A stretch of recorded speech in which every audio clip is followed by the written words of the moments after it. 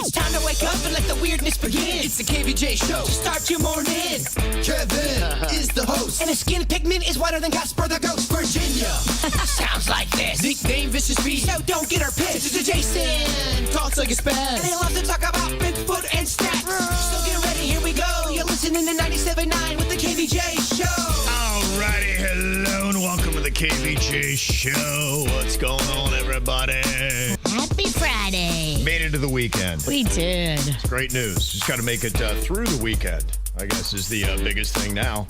Virginia, you got a huge trip, I know, going to be coming up. You got to be very excited. You get on the road today? We do. Right when I leave here, we jump on the road to drive 11 hours to New Orleans. Oh, geez. Okay. I know. You have snacks for the road trip? We do. We have snacks. I have a cooler. We have lots of beverages, alcohol and non-alcohol. Oh, okay. What do you have more of?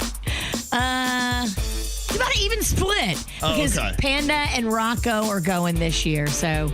Oh, okay. So there's two people drinking non-alcohol, but the person who's drinking alcohol equals just as much as the people who are not.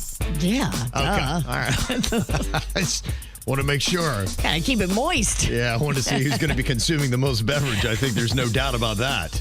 I mean, you might as well just glue a koozie to my hand. Might as well. I mean, why not? It is Mardi Gras.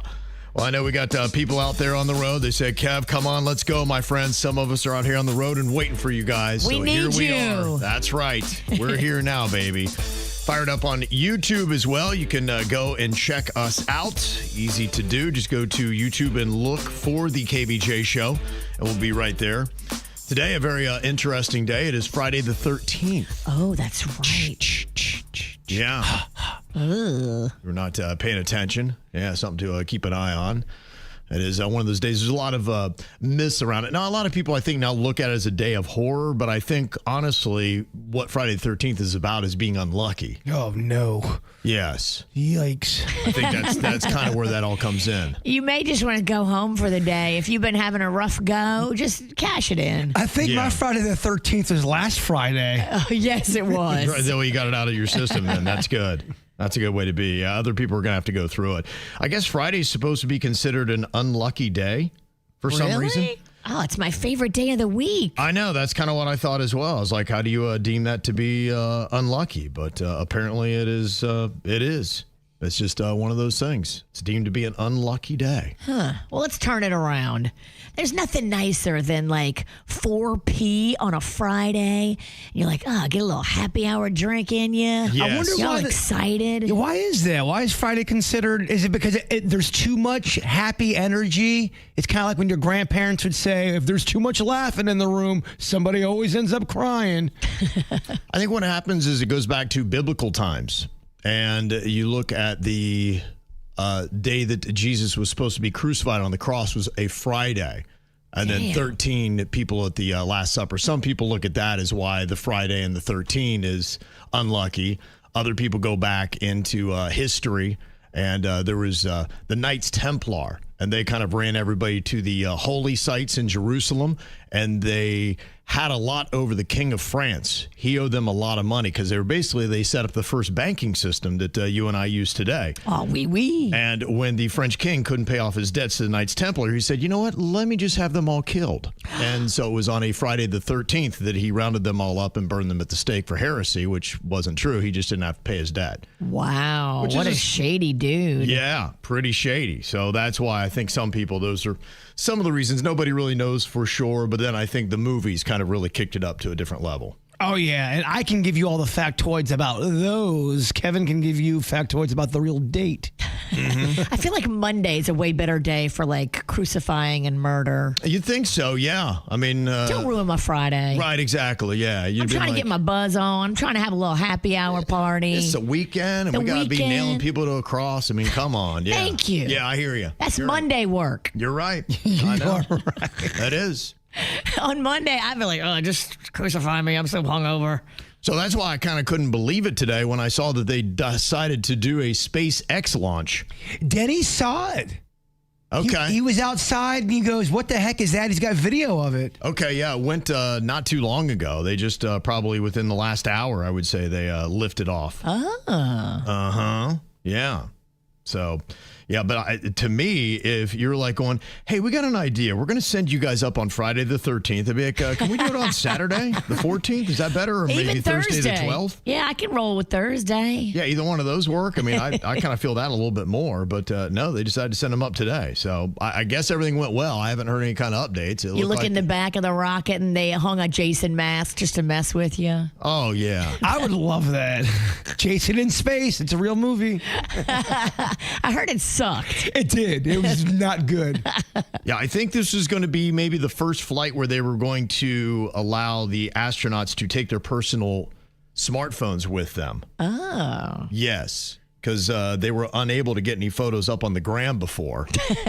And now, I mean, that thing's going to pop. Can you imagine a space selfie with Earth in the background? I love it. I mean, that should do a couple thousand likes.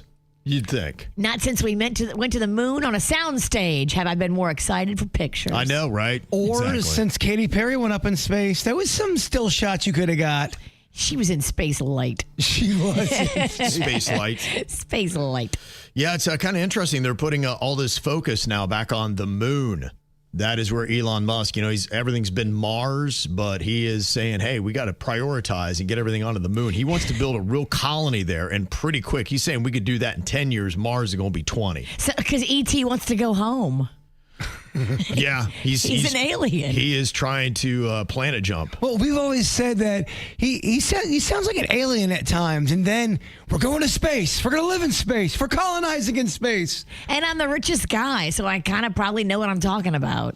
Yeah, he seems to strike fear in our hearts, saying that we're about to undo Earth. So he's like, we got to get out of here. I mean, Earth is pretty messed up right now. You got to give it to Earth. It's a little turbulent. If you turn off the news, close social media. Put your head in the sand. It gets a lot more quiet. Exactly. It does Never get a lot see more it coming. You at least don't see it coming. Quiet. Yeah. Yeah, some could argue ignorance is bliss, baby. Yeah. No, exactly. So, yeah, if you did see that, I'm sure there's going to be all kinds of reports of, people seeing weird sperm-shaped clouds in the sky. That's probably just going to be what you saw up there. I think the regular rockets that had people look the same as the ones that do the satellites. I haven't really compared what they look like. I never get to see those things. I see satellites. I see them quite often. Do you know if it looks different? Because I know it's when they launched the satellite. Everybody sends us that thing. It's that weird jellyfish-looking thing going through the sky. People, what is that? I usually know it's a satellite because a satellite glides. It's got does. a way of moving differently than Okay. even your drones or your rockets. Yeah, okay. I did not know that. But then again, I mean, They should be required to play that Dave Matthews Band song all the time, so you know it's them and not an alien. What are you talking about? The song satellite? Oh, okay. I was just going to let her hang. Yeah. Put a speaker I want to get it over as fast as on we that could. ship. Bump that song so we know that's a satellite. Yeah, Well, better not forget, you got Valentine's Day is going to be going down tomorrow. Now, I think you just got to be on the same page with your partner and figure out how y'all feel about Valentine's Day, because 82% of Americans say they believe that Valentine's Day is just a, quote, trick to make people spend more money. That's 82% of people. And 27% don't expect their Valentine to spend any money on a gift. Yeah, I think it's different for everybody, especially different stages of your relationship. Yeah. And if you're going to be going out, I guess, figure out what that is. Do you have a partner that actually cares about Valentine's Day, or if not? And look, if they do care about Valentine's Day and you want to stay with that person, you better do that little song and dance. If they don't care, then you can both be like, hey, we're going to both opt out. We cool? But then if you do opt out, you can't have one person get a gift and be like, well, I got you something. And then so when you say opt out, you got to really mean it. You can't then come back and hit somebody with a gift later on. You're always better to have a gift and give a gift than to not. Even if they don't have one for you. But what if you break the code? Then all of a sudden you've offset the balance. I just think that it's always better to show love than to not. Sure, but you can maybe show love just with a gesture, not actually with a gift. That's what some people, I think, say about this. And that's fine if that works for you, but I like a gift. What if Panda, your husband, instead of buying you a gift, he recorded one bar of hip hop about your love and he nailed it? Is that better than a bracelet or a necklace? That's pretty awesome. I would like a bar. I would like him to spit. But what's better, though? A piece of jewelry or him spitting? Jewelry. I was going to say, considering that new blingy thing she got for Valentine's Day, I think you know the answer. She's wearing the answer right now. You can get your answer without even asking the question. Just open your eyes, and she'll show you where she sits. Well, Panda passed the test this year. He did. He did a great job. Okay, good news for him. We were talking yesterday about different ways to get to sleep a little bit better. And I was talking about dark showering, where people are showering in the dark or just candlelight because I guess it helps to get your body all ready for sleep. Has to do with the light and the temperature. And they said do that 1 hour before you try to go to bed. I love it. It sounds so peaceful. It's just a time management thing. I don't know. That's tricky. That sounds like someone who lives by themselves. Yeah. Like I said, it's With really... no kids. Yeah, well, it's just one of those things where it's like how well you can schedule out your day. Because I think to really do it, and like I said, I got my own little alarms, bells, whistles, all that kind of stuff. I try to have that sleep routine because I know how important it is to try to get down and going. But I keep learning stuff. I think when you look into it, you learn a little bit more. And, you know, as it got cold over the last couple of weeks, a couple times I went to bed, my feet were freezing. I'm trying to warm up my feet in bed and spend a little bit of time doing that. And come to think of it, probably cost me a good 20, 30 minutes of sleep because I was having hard times. My feet were so cold. Oh, I always put on like a thick slipper sock. Yeah. Cover your pigs up? Yes, my pigs like it thick and cozy. Yeah, smart. You're doing it right. I didn't even, myself realize. That's why I'm letting people know. It seems like it really should have been obvious and I should have gotten it. But they say people with warm hands and feet will fall asleep faster than those when the extremities are cold. Yeah, I feel it. If I'm really, really warm and cozy, I stole some of Magnolia's pajama pants that she had in her drawer because she didn't take them to college, so they're mine now. Okay. They are so cozy. I put those on, and then I put on the little Panda slippers I have. Nice, I am all right. so cozy. She really does know how to sleep. I don't think you have sleep issues, really. Never. I never have sleep issues. I can sleep and sleep. The only thing that sucks is when the alarm goes off in the morning. Or if I call you during your nap. I don't answer now. I move my phone away during nap time. I tried to get smart about that. Well, they say that when you're getting ready for sleep, your body needs to cool down to signal that it's time to rest. And ironically, warming your hands and feet will help that happen because your body uses them as heat release zones. When your extremities are warm, blood flows more easily to the skin, allowing excess heat from your core to escape. And as your core temperature drops, your brain gets the message, hey, big dummy, it's time to go to sleep. But if your hands and feet stay cold, the heat can't escape as well, making it harder to drift off. And your brain's like, okay, what am I doing here? I got to survive because I'm out in the frozen tundra. So that's why if you ever feel your hands or your feet are cold, go to bed with socks and mittens. Our body goes right into ancient times. Yeah, you're a machine, bruh. That's it. Your body's been doing this forever. You just got to figure out how to do it right. So I guess that should have been obvious to me, but it wasn't because I wasn't doing it right. So they even have like some beds. I know Sleep Number had this for a while, where the bottom of the bed has a warming pad for your toes because they know that you'll fall asleep faster with warm feetsies. It really is a science. It's just there's so much stuff to know with trying to get to sleep. You'd think it's just like lay down, put head on pillow. No, the worst is when you're really, really sleepy and you can't go under. It's kind of like torture. No doubt. Absolutely. So any little thing you can do to give yourself an added advantage, there is a lot that goes into getting that great night of sleep and going down fast. Just trying to figure out and crack the code on it for you. Okay, so what is the official little countdown that we got right now to the AI takeover? Well, according to Microsoft's AI chief, they said the pace of artificial intelligence development is moving so fast that most white-collar jobs could be fully automated within the next 12 to 18 months. What? A year to a year and a half.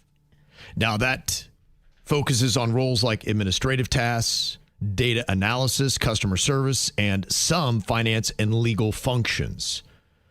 Now, they said that the generative AI systems are already showing that they can write code, research, and make decisions at a level that rivals or exceeds many office roles, and that businesses are under pressure to adopt the tech quickly for cost and efficiency gains. fact, I heard, according to AI, American businesses are spending $800 billion on jobs that could be done by AI. Wow. And now the AI chief at Microsoft is saying it can do these jobs. Just buy our AI package and fire all your employees and you'll make more money. Yeah, I mean, you just kind of see the writing on the wall, right? Yeah. You made a comment earlier. When will you be obsolete? They've been talking about this for a minute. This was an episode of The Twilight Zone called Obsolete Man. They've been calling their shot for a minute. 18 months is pretty quick. It is kind of quick, yeah. I was hoping we had 3 years in us, but they're saying no. I know. I mean, I really was optimistic when I said 10 years. Oh, 10 years. You're high. Yeah, no. We're talking a year and a half. Damn. That's what they're looking at. Now, the warning isn't that all jobs are going to disappear overnight, but that the nature of white-collar work could radically start shifting in that time. You'll see it. More and more people will be laid off, and already there have been some companies making some huge gestures this year with cutting tens of thousands of people. They say that it's going to be more of a workforce where humans will be in oversight, creative roles, because they're finding AI is not really crushing it when it comes to creative concepts yet, and strategy roles.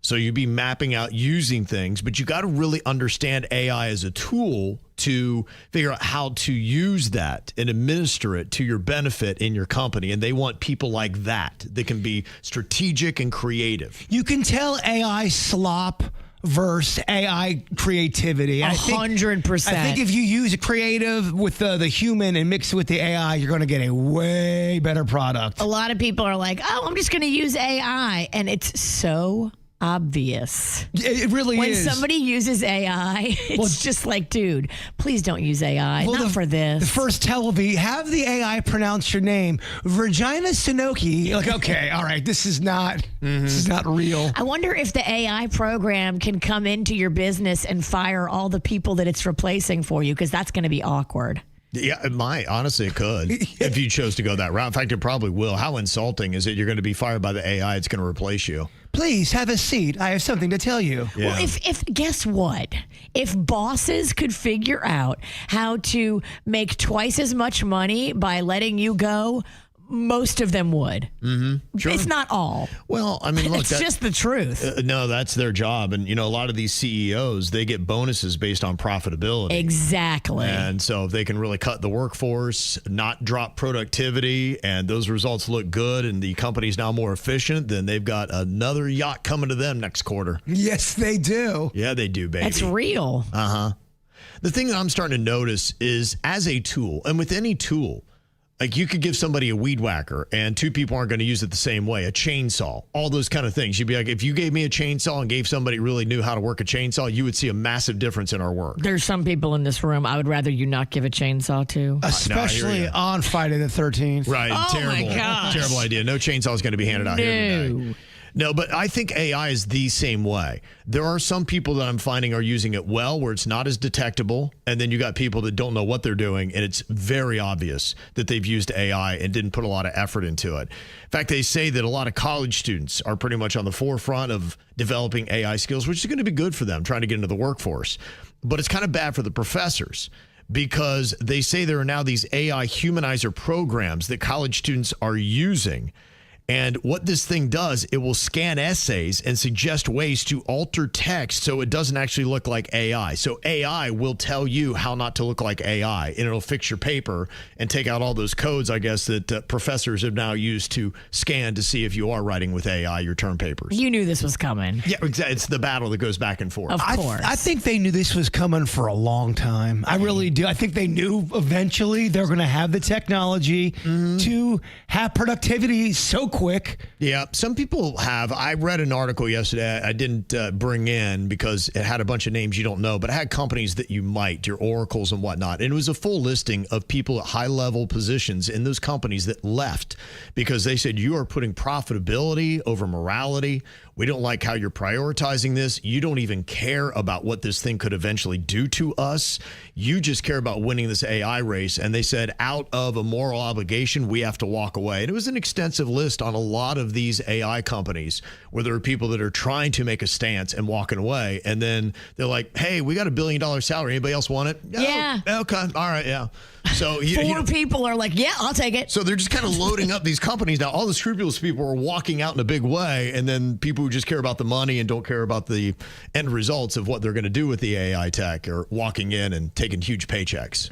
Is there anything we can do as a species, or do we just have to sit back and take it? Nah, brah, you're screwed. I think you got to learn to adapt. Like I just said, that was the way around. If you're good at strategy and creativity and you know how to use AI well, you are going to be very marketable and you're going to have a job. That points you in the right direction of what you need to know. It's just one of those things where it's massively a problem. Usually we have problems as a society, but they're kind of like I don't know, this just seems like it's going to knock out so many people in so many fields across the globe, and we've never seen something like that. It's a global reset. You know, I mean, maybe we have. I've heard people liken it to the tractor, that really changed, because you used to have farm workers that are out there doing all the work, and then a tractor came through, and then 100 farm workers are not needed because a tractor would do the amount of work for that. The population was a lot less, so percentage-wise, it was about equal of what it's going to happen with AI. So we've had these kind of global resets, but this is definitely going to be one.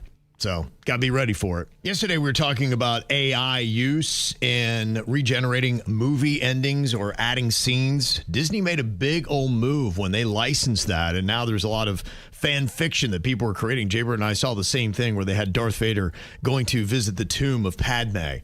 And along the way, he's seeing the younger version of himself. He's seeing his mom. He's seeing his old instructors in the Jedi Knights, Virginia. And so here he is addressing his own, demons as he walks toward it. And somebody did it. And what they did was they took some other scenes from other Star Wars movies, put it together with AI. But, it looked decent enough. It was not as good as what you would have seen if you're going to the movies, but it's not terrible either. There's one I got to show you where the Ewoks are getting blasted by stormtroopers. Oh, okay. Yeah. Nice. I know a lot of people kind of root for that as well. And what it does give people the freedom now to do is to create the scene that they wanted in their own mind. And people are generating things like yesterday, it was going viral, a fight that was going on between Brad Pitt and Tom Cruise on a rooftop, and it wasn't real. It looked like both of them. It was quite an action fight, but it was all done by AI. And now today I've seen there is something else that is going viral.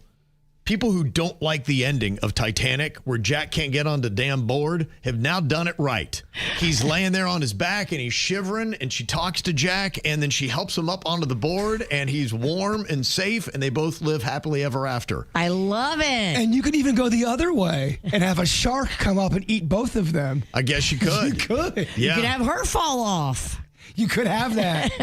You could absolutely have that. And then him take the door for the raft. He's like, sorry, girl. Yeah, however you want to draw it up. And there are a lot of movies that I have loved that I didn't think that the ending was great. And if I could redo some of them, I would probably watch them more often. I love the movie Old School. I don't think it ended strong. And when I watch it, I usually turn it off halfway through. As a kid, I grew up watching this movie Caddyshack.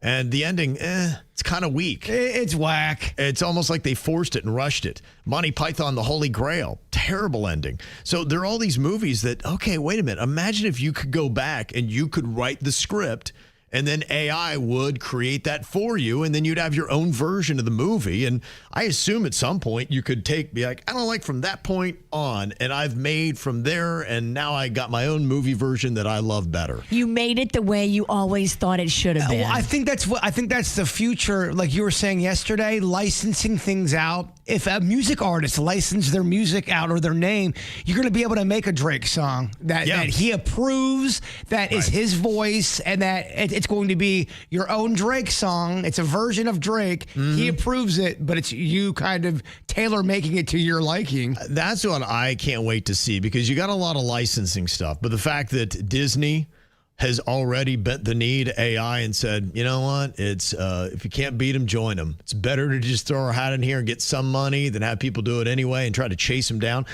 you imagine how much Disney would be spending in attorney fees trying to chase down every person that was taking AI and reusing their characters? It'd be endless. And it'd be stupid, because you shouldn't sue broke people. Right. There's nothing good going to come from that. And a lot of it too, these people can, they can trace their steps.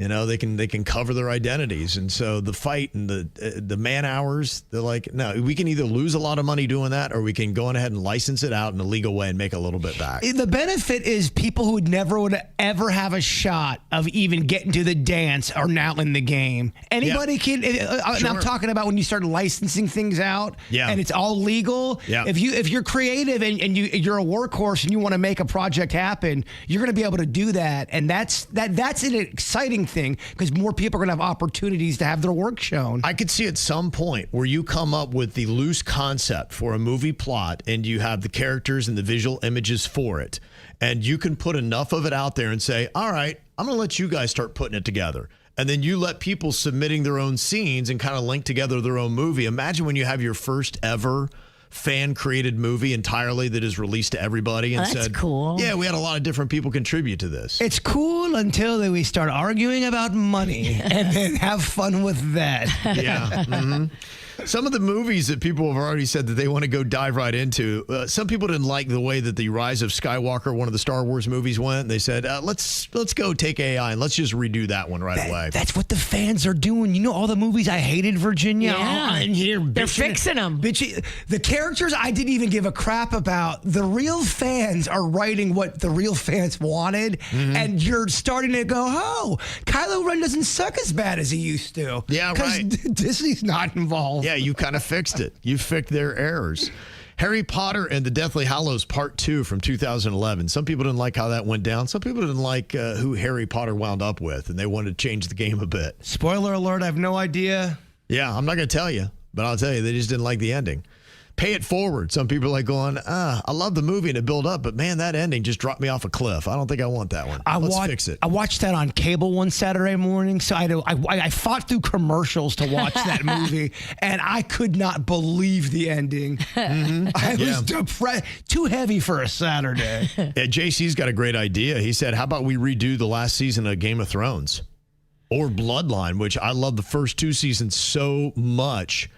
I have so many better ideas on what they could do with the 3rd season of Bloodline, and I have a lot of great ideas on what they could do with the last season of Game of Thrones. But imagine if you just take your ideas and then go create it yourself with AI. If only you didn't have to do this radio show, this pesky radio show. I know. You could write the ending. It's keeping me from greatness, Virginia. Of Game of Thrones and Bloodline. Yep. And here's a good thing for people who, if they listen to our show and they don't like it, they're gonna be able to go in, take the video, and make whatever kind of ending they want. They can do all your Dirt of the Day stories if they really wanted to. Yeah, it's going to be wild just to see what we can do. But people already this week, you've seen some big advancements with what people are doing with movies and with AI. And this time next year, I'm sure we're going to be talking about a lot of AI movies that are going viral that people are watching and be like, hey, this person put together this whole AI movie, or they recreated a movie and made it a lot better. So it's going to be wild to see what that is going to be in the future. I said it last week. Don't be surprised if Rocco is taking a robot to prom. He already has a robot dog. That's what I'm saying. So, yeah. It's already happened. Robot wife, kids, all that stuff. Oh, yeah. Your first grandbaby is going to be a robot. It's going to be like True Blood, but instead of vampires, it's going to be robots. Dang. It's the KVJ Dirt of the Day. It's the KVJ Dirt of the Day. Virginia, take it away, because you know we need that Dirt of the Day. This Dirt of the Day is brought to you by my favorite closet people, closetsbydesign.com. Well, there was a little bit of a security mix-up at the Olympics, and the video is going viral because it involved Snoop Dogg and a decorated Dutch Olympic speed skating medal winner. So I guess this chick, her name is Marianne, and she is an Olympic legend. And she kind of was starting to get close to Snoop, and she was going to say like hi to him, I guess. But right before she could get like a hand on him, one of Snoop's security guards like shoved her. Oh, wow. Didn't realize she was a 3-time Olympic gold medalist. And, ooh, yeah, the moment has quickly spread online, drawing some criticism for the security guy. Like, dude, seriously. I don't think Snoop even saw what was going on, though. In his defense, he had no idea. It was just his security getting a little froggy. It's a tough thing. I've seen that, and they've put together a video. Have you ever seen the dude that stands on the sidelines for Lionel Messi games? Yes. I mean, this guy's unreal. He's a sniper. Yeah, because you'll have a fan get on the pitch, and Lionel Messi will be out there, and he sprints. This guy, I don't know what his 40 time is, but he is unreal, and he's jacked too. And he gets out there, and he cuts you off at the pass. Now, there are sometimes little kids that even come for Lionel Messi. He makes sure it's all cool. He stops them. He'll kind of yank them and pull them out of midair because they got full steam right at Lionel Messi. And then Lionel Messi's like, okay, it's okay. And he realizes it's all right. But if you come fast for anybody, and what was funny was one celebrity was with Lionel Messi and kept trying to put their hand on him, and the security guard is gently taking their hand and redirecting it away from their shoulders. Like, you don't touch Lionel Messi at all. Because he's worth so much, and if you hurt him, right, you could hurt his ability to earn. So I do understand where they're coming from, because you don't know in that split second, their one job is to keep that person alive, and people are so squirrely that you act fast and then you ask questions later, because number one is keeping my target alive and getting you out of the way. You also don't know what they're going through behind the scenes that may not be public knowledge. They could have a call saying, hey, we're going to take out Snoop today. And so he's got it in his head. Yes. And so he's real jumpy. Yeah, you're right. You don't know. You don't know. Well, the FBI is making another announcement trying to figure out who exactly took Savannah Guthrie's mom. They have now released a suspect height. They believe the man that took her is between 5'9" and 5'10". They say with an average normal build. He's not big, he's not small, he's just kind of middle. Okay. And he had a 25-liter Ozark Trail hiker backpack. Very specific brand, very specific color. It's a black one. And they are saying, look, if anybody knows anybody who's got these stuff and stands this tall, let us know. We want to talk to him. And they have raised the reward to $100,000 now for anybody who turns in information that leads to the arrest and conviction of those responsible. Like, even if she's passed away and you help them find the person that did this, you get paid. Okay. I mean, yeah, we'll see what that winds up doing for all this. Now, to me, the one thing that looks the most promising is, I tell you, Harvey Levin's going to crank this case over there at TMZ. They are doing all the work, man.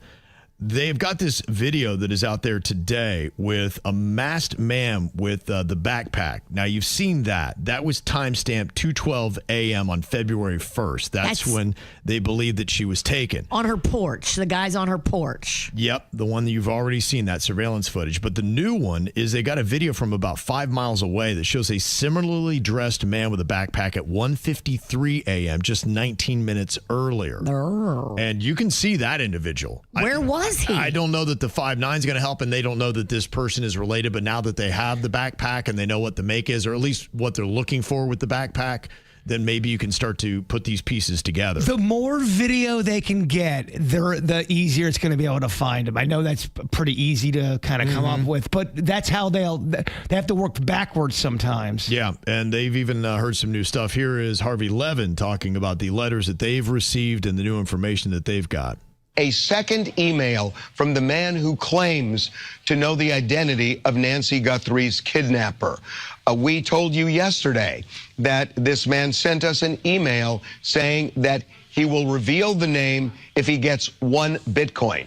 Once the Bitcoin, which is worth around $67,000 for several reasons. Number one, he says by coming forward, he will become as he puts it, a national rat. He also says, and this is a quote, he doesn't want to be, quote, incriminated like that guy Carlos. He says that he fears retaliation if he comes forward. And that he needs the Bitcoin because he's going to have to lay low after coming forward. Okay. Interesting. Yeah, it's just taken a lot of time, and I saw that there is a lot of criticism for the sheriff in that town. One is last Saturday he went to a basketball game, and I know you can enjoy your own life, but they're kind of getting on the pacing of this and saying, man, you guys are taking your sweet time. Like, you got to work fast in this. These kidnapping cases, it's TikTok, baby. You got to get on it. Yeah, but it's the district championship. I hear you. I hear you. And the other problem that they have with this is they had that one glove that they found, and they said, okay, well, you would send that to Quantico, Virginia, to the FBI crime labs. They're the best in the country. Instead, he sent it to a private lab in Florida. And I guess the problem is you can use up DNA in the testing, and if the lab in Florida doesn't get it right the first time, they may use the DNA, and that may be it. So if they did send it to Quantico next, they may be like, yeah, sorry, man, the DNA's gone. Like, you guys wasted it in Florida. And so those are some of the little things that they're saying is critical that maybe this sheriff is kind of botching. Sometimes you have that game where you have the local authorities and then the FBI comes in and they're trying to be like, no, this is ours, you step off. And you know, that's all fine and good. But, dude, if you're local, you know, hometown sheriff guy and you blow this investigation, it's got all eyes on it, that's not going to bode well for you. Especially if you're not used to dealing with these type of cases. If it's the first time, this is an international story now. Everyone knows about it. You could be in the FBI for a decade and not be used to a case like this. This is very unique. So, yeah, I don't know if the guy has the expertise, but, boy, a lot of eyes are really starting to look at him for the timing and some of the decisions that he's making. How cool would it be if you're in the casino, it's late night, you're drinking, you look over and it's Chad Kroeger from Nickelback, and you're like, hey, Chad Kroeger. Hey, and you notice he's a little tipsy, and you're like, hey, will you sing some Nickelback songs for me? And he does. That'd be amazing. It was one of those things where you could tell that he did not want to be a part of this, but he knew they had a camera on him, and so he's trying to play a little bit of ball, but he's like, come on, man, you know, just because you see Chad Kroeger, lead singer of Nickelback, hammered in a casino, doesn't mean that I have to sing for you, which is what the request is here. Chad, what? Can you sing for me one little time? Would you shut the Can you sing for me one little time? Yes, what? Just Rockstar. Can you give me a little verse? I'm gonna stand in a line, clubs never get in. It's like bottom of the night, I'm never gonna win. They gave that and then told him to F off. That's amazing. When she goes, hey, Chad, he's like, what? What? You could tell she was bothering him. I'm hot on this slot machine. He's probably so annoyed with people going, hey, so tell us, what the hell is on Joey's head? Yeah. And that's what's going on in your dirt. All right, it's time once again for the new name movie game. Virginia's our current champion after winning in overtime last week. He's overall in the lead with 2. Kevin and Jaybird are tied with 1. Thank you, Stat Girl Whitney. That's the story everyone keeps talking about. Who's going to get second place? No, that was last year's story. I don't know. The sales department was still talking about it. There's some heat behind it. The sales department has never talked about this game. I don't know. This is a big one, Kev. The winner can win the belt out at the meatball contest. Oh, okay. Tomorrow. That's right. Or the belt could be going to Mardi Gras. Mm-hmm. Okay. Let's keep the belt in this time zone. That belt looks like how I would feel after Mardi Gras. That is the physical embodiment of Kevin after 3 days in the French Quarter. The more pathetic it gets, the more respect I have for it. Yeah, okay.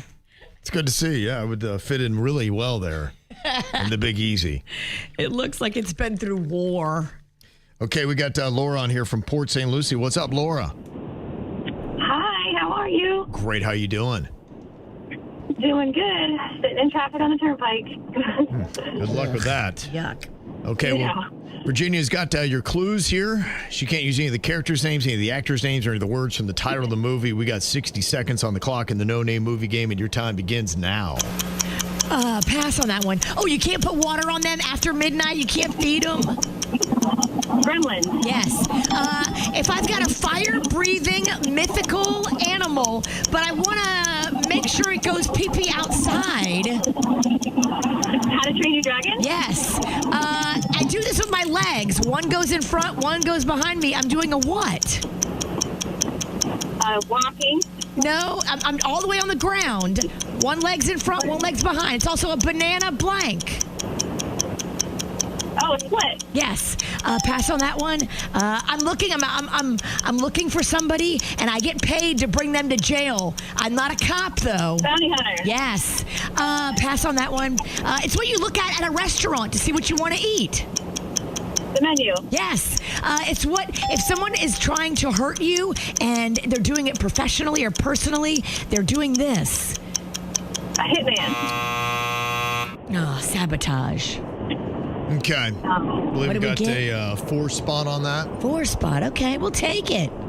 Okay. Yeah, not too bad. Okay. She's all right with it. We'll see if that hangs on for the big win or not here. Jaybird thinks it's 5. I don't know. Was it 5? It could have been. I'm not trying to. We had a lot going on there. We had a thing drop off. We'll give you 5 because it could have been. I think it was 5, just to be honest, but I'm wrong a lot. Thank you for your honesty, sir. Thank you, Jaybird. Appreciate you picking up that slack. Yeah, Denny's was running here. I'm talking to Denny's. Yeah, it was kind of hard to pay attention there.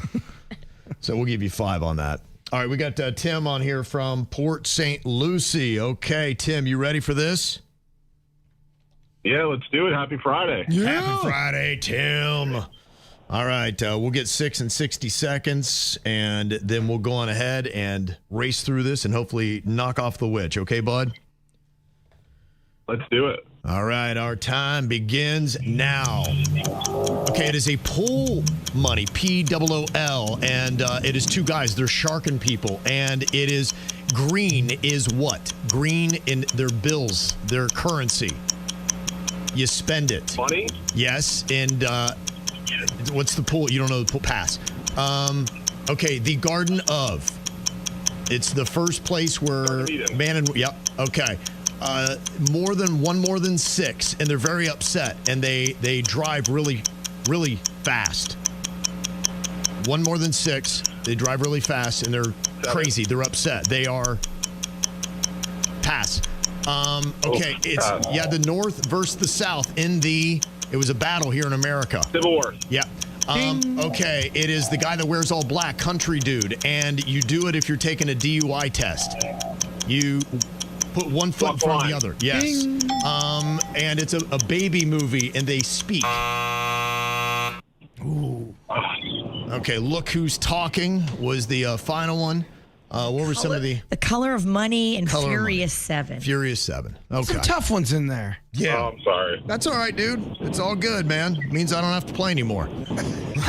I think Virginia rigs the no-name movie game. Yeah, we all know that. It's an interesting theory, and don't worry, it is being investigated. Yeah, we all know that. Yeah, she's got this special clock she makes me play for her every time, and I'm not sure how long that is. There's a lot of things we got to look at here. All right, we got David here from Boynton Beach. What up, David? Good morning, KVJ. Yeah, David. Nobody thinks we can win this thing. No one thinks we can win. I like being the underdog. Okay, roof. Okay. All right, got to get at least 5. All right, you got 60 seconds on the clock here, Jaybird, and your time begins now. I am this when I smoke a joint. I'm at a party. I am bewildered and stunned. Dazed and confused? You got it. Pass. Din, din, din, din, din. So, think instrumental. Pass. Pass. It is the best one to get in Uno. It is not crazy. It's it's all the colors. It's crazy, but not crazy. It's more like a. Our first station's name. Okay. These are 2 cops from the 70s. 2 cops from the 70s. They redid a movie. They are badass, man. Okay, pass. He fights a lava. Hey, good old this guy. He's fighting lava again. Joe versus the volcano? Yes, got it. It's a surfing movie with bank robbers. Bank robbers. Point blank. Yes. Point break. Yes. You say this in check? Yes. Okay, well, the big question was answered. We had a tie for second. The fight people care about. That's it. The belt is going to Mardi Gras. It might not make it back. It really shouldn't. Yeah. Be a good place for it to die. It belongs there. But you leave it there, and somehow it'll still end up back here to our studio. Yeah, someone will return it. Yeah, that's it.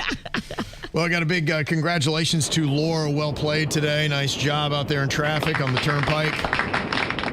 Thank you so much. My first time ever playing, so I think it was a good experience, and I got a win. Yeah, you're kind of bragging now, Laura. We don't like that. Nobody likes a bragger. Yeah. I can't wait to celebrate with you at Roger Dean. I'm going to buy you a beer, Laura. Oh, I am so ready for that, Virginia. Let's do it. Okay. It's going to be fun coming up on the 28th. Glad we got a female there. It's kind of turned into a meat market there for a second. Yeah, we need some chicks. Yeah, let's balance this thing out. We can't have the entire section filled with dudes. Yeah, that's what it was going to be. Movie-wise this weekend, you got an animated one. Goat is the name of the movie, and it's about a goat that was kind of being overlooked. And it says, no, I'm just as fast, and it wants to partake in these games that they have. It's got Dwayne Wade doing some of the voice work along with his wife, Gabrielle Union, Steph Curry, and other basketball players in there. David Harbour from Stranger Things, Jelly Roll, and Jennifer Hudson all got voice parts in this movie. It's a cute concept. Yeah, I think so too. Crime 101 looks pretty cool. I saw the previews on that. Chris Hemsworth along with Halle Berry and Mark Ruffalo. Seems like he's a guy that's supposed to be kind of a hitman, but he's like posing as a driver. And I saw Mark Ruffalo was talking to him about Scorpio movies, and you could tell that he was kind of lying. And so he was testing him and throwing out bogus stuff. And Chris Hemsworth did not pass the test, but I didn't see what happened. Oh. Got me like, ooh. This is in the trailer? Yeah. Mm-hmm. They do kind of give away the whole movie in trailers these days. They walked me right up to it, and I'm like, okay, I want to see what happens there. Wuthering Heights, I think my wife is going to love this. She loves romantic period pieces, and it's just out in time for Valentine's Day weekend. This is such a period piece. You might get your period from going to it. Yeah. It is so chill. I'm offering up to the queen. I have no desire to see this movie, but if she wants to go, I'll take one for Valentine's Day. Margot Robbie and Jacob Elordi are on that, and then Good Luck, Have Fun, Don't Die. All right, that's also in theaters this weekend. Well, you got Valentine's Day going to be happening on Saturday. How unique is that? To have this big day of love on the prime night on a weekend. About to get turned. Yep. Setting up for a lot of big dates, but it's also setting up for some possible uncomfortable ones. Now, if this was your girlfriend, Virginia, what would you tell her to do? She's trying to figure out because she got an offer for a date on Saturday night for Valentine's Day. But is it too big too soon? Now, she's talking about her second date. She said she had a decent first date with this guy, and then he wanted to meet for dinner. Now, she works at a hospital. She gets a text, and she's like, hey, dinner right after your shift ends. She's like, okay, that's fine. So he, sends her that little pin with the address. She didn't pay too much attention. When she gets to the place, she realized she's pulling up in front of a Capitol Grill, which is kind of a fancier place. And she's like, I'm in hospital scrubs, because he wanted to meet right after work. She thought maybe it was Chili's. And she's like, yes, I get that. I'm not dressed for this. She said it was a lot fancier than I expected to go, only for a second date, too. So I see him. He's standing right out front of the Capitol Grill. He's beaming. I walk up to him like, hey, I am not dressed for this. He's like, hey, follow me. So we walk over to his car. He opens the trunk. Inside of the trunk are 3 complete outfits for me to choose from. Oh, my gosh. Let's marry him.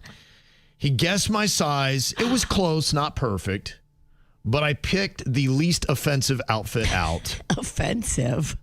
I don't think he nailed it, but it was like, okay.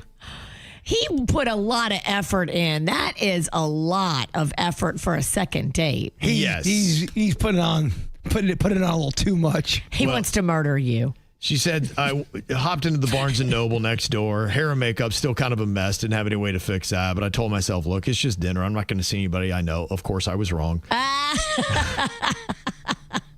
Dinner was as good as I imagined. I enjoyed his company, but the whole night was a bit overwhelming. And I think it was just kind of a lot coming off of a busy day and getting spun into this. Now, I talked to my mom about it. She's like, oh, that's so sweet that he would do that. That he would show you how badly he wants your company to go out of his way to get you all these outfits. I mean, that's a really thoughtful guy, not to mention the money he spent. I talked to my girlfriend about it. She's like, I don't know. It feels like it's trying really hard, especially for a second date. And kind of like what you just said, a serial killer, look out. Some people get turned off by too much too soon. He's either the man of your dreams or he wants to bury you in his yard. Okay, there's no middle. He's either Prince Charming or he wants you to put the lotion in the basket. So he's asked her out for Saturday night. Date 3 would be Valentine's Day. Okay. And she says, look, if he's going to go so big on a second date. Let's see what he'll roll up with. I mean, jewelry is not out of the question with this cat. She's just nervous. She's like, look, this guy is fine, but I just don't know if there is a spark. Now, I guess he could grow on me, but is it fair to keep this thing going? Because he's clearly all in. I'm not sure I am. And it's a lot fast. Just because something can grow on you doesn't mean it's always great. Look at fungus. Did you have a nice time at the Capitol Grill? I think that's what you have to ask yourself. Have a real heart-to-heart with yourself. How was the conversation? How was the vibe? How was the mood? How did you feel? I can tell you how she feels. She's writing into a radio show about a third date because she's having anxiety. And I wouldn't say that is butterflies in the stomach. I think that's you turning your head, watching your back. He sounds like he's like a 6. A 6 or maybe on a good day a 7. She did not comment at all on his looks. So I don't know. She commented on his company, which I felt was more appropriate. And it's fine. You know, she enjoys it. It's not like it repulses her, but it's not like, oh my gosh, I can't get enough of this guy. I'm telling you, there are people out there, when you come on too strong, too soon, it's a repellent. It turns you. I wouldn't be turned off if someone went that hard and heavy in the paint right off the bat. Well, it just shows that maybe you're not the best at doing this dating thing, because you gotta, in the beginning, almost play a little like you're not so easy to get. You know, you gotta you don't bring 3 outfits for her for a second date. That just says, whoa. That's weird. Yeah, and I think the ultimate question is romantic gesture or red flag? Yes, that's a great question. Where do you put this? What he did on, and let's analyze date 2. Date 2, where you get 3 outfits, you invite her to dinner, a nice place right after she gets off her shift at a hospital, and you've got 3 outfits waiting for her. Is that a romantic gesture or red flag? I think it really depends on how you vibed him. At the meal, when you were sitting there talking, go back in your brain and think, okay, what did we talk about? What was the vibe? How did I feel? How did he look? Did he look me in the eye? Like, do I feel safe around him? Like, there's a lot of things you have to start asking yourself. Because there are some people who meet right off the bat. I've seen it happen to my own friends before, where they'll meet somebody in a day and they spend 10 solid days with their new soulmate, and it happens really quick. It does. To a point where you go, I would slow this down maybe. You could totally marry this guy and be with him for 20 years. But it doesn't sound like they had those. That's what I'm talking about. It sounded like they had a regular date. Sounds like they had a second date, and he went a little too over the top. I will tell you this, 61% of people believe that she should take this date on Valentine's just to see what happens. So what else are you going to do? True. Exactly. Okay. And just tell him, maybe if you don't fully trust him yet and you're a little bit, off put by some of the moves, have him meet you somewhere again, like you met him at the Capitol Grill. Tell him you're running errands and you've got a lot going on Saturday, and you'll meet him wherever he wants to take you out to eat until you feel safe. It's okay to say that. You're not being rude. He's like, 4th date, I want you to meet my mom. And then he drives you to a graveyard. Like, this is getting a little odd. If you like him and he's gorgeous, all of these things are awesome. Well, what if she just likes him and he doesn't have to be gorgeous? Not everyone's a reality star. Well, it's pretty early in the relationship. Sorry to inform you, but we're all still judging each other on the outside.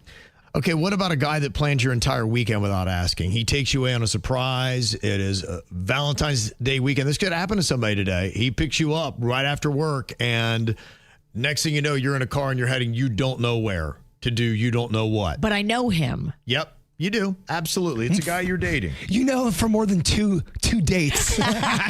Technically, she only knew that one guy, one date. I'm not driving to a shallow grave. We're actually going to have a fun time. I think you got to know your person on this one. Yeah, you're right.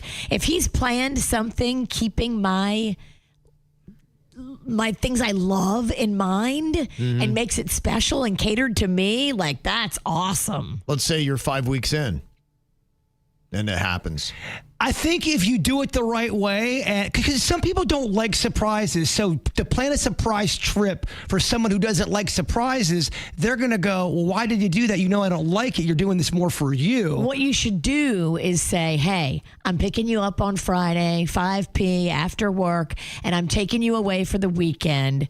Pack A, B, and C, and I'm not going to tell you where we're going. It's just going to be a surprise. That's how you do it. Yeah. You can't have it be a total surprise and have her not know that she's even going. That's dumb. 68% of people say that is a romantic gesture. Okay, what about the guy that shows up at your job unannounced with flowers?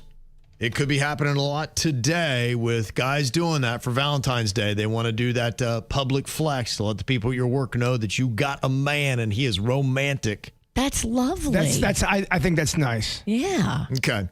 90% of people are saying that is a nice romantic gesture. So sweet. It's because it's not 3 dresses in a trunk and a parking lot. Next thing gonna be in the trunk is you. At a restaurant you're not really comfortable going in. Are the dresses right next to the duct tape and the shovel? Yeah. Where's the murder kit at? What about a guy that texts you good morning with a heart to start every single day? That's sweet. If you're with that person, that's what you should be doing with your partner. Yeah, even if you're just dating a guy and he does that, that's kind. It shows that he's waking up and the first thing he's thinking about is you. That's amazing. That is sweet. That is normal. Again, not 3 dresses in a trunk on the second date. What about the guy that insists on paying for everything? Is that a romantic gesture or does that get to be a red flag after a while? Please pay. Oh, please don't pay. Oh, no. Oh, my gosh. Don't twist my arm. Okay. Yes, Daddy. Pay all day. Okay. What about the guy that writes a love song and performs it for you at a party? Ooh. Oh, yeah, let's not talk about that guy. If we're together for a while, that could be romantic, but it's got to be a small, intimate crowd. It's got to be friends you really know and trust, because it could flip really quick if the song is just even slightly missung. Well, there's this one clip of Corey Feldman. And again, it's Corey Feldman, so it's not the best example. But he wrote a song for his ex-wife, and they were together at the time. And he's looking at her with this passion as he's singing in her eyes. And you could tell the inside, if you were to ask her, she wants to run away and hide because it's so cringy and uncomfortable and everyone's watching. You gotta be careful. You gotta read the room. Yes. You gotta know your partner. Are they gonna be embarrassed by something like this, or are they gonna love it? This is a 50-50 right here between romantic gesture and red flag, and it's pinging back and forth. Some people don't like to be sung to. Right it's at uncomfortable. The line. Right at the line. And what about this? What about a guy that has a pet name for you after the second date? Is that a romantic gesture or is that a red flag for you? Hey, what's up, sweet buns? I could see you doing that, Jay Byrne. What? You are quick with a nickname. You've known him for 7 days and they're already calling you Honeyface. No. That's different. That's different. We wait on nicknames for that stuff. I've seen you throw a nickname out quick. Well, I do throw nicknames out quick, but I wouldn't say in a romantic situation am I calling someone sweetie and honey within the first week. Nah. Okay. All right. What do you put that as, Virginia? I think that's adorable. I like that. That's cute. Okay, well, everybody would disagree with you. 71% said that's a red flag.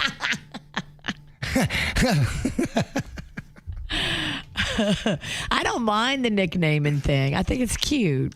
You know, when it comes to romantic gestures, a lot of couples are saying that is the way to go. 87% of couples value small, everyday gestures over the expensive romantic displays. Something to keep in mind going into this weekend. 1,000,000,000%. But you had to have been doing them all along.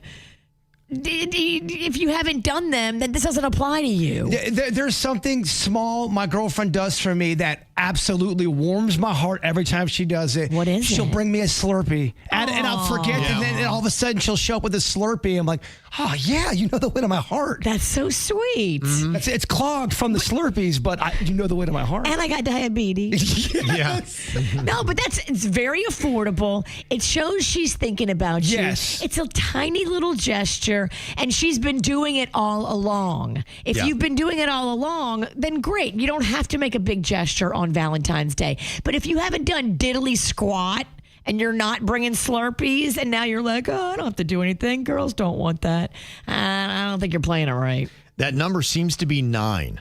They say on average, people are doing 9 small loving acts every single week. They say you'll see those numbers rise for Valentine's week, but small gestures include kisses and hugs, home-cooked meals, taking a walk together, just little things like that. Even 66% of people say they feel love when partners handle household tasks like paying bills. Yes. You just want your partner, you want to feel like your partner's got your back, too. Yeah, you're in this together. Yeah. Yeah, you're doing life together. So you don't have to go big time for everybody. Just a nice little gesture consistently seems to work. It's the KVJ Dirt of the Day. It's the KVJ Dirt of the Day. Virginia, take it away, because you know we need that Dirt of the Day.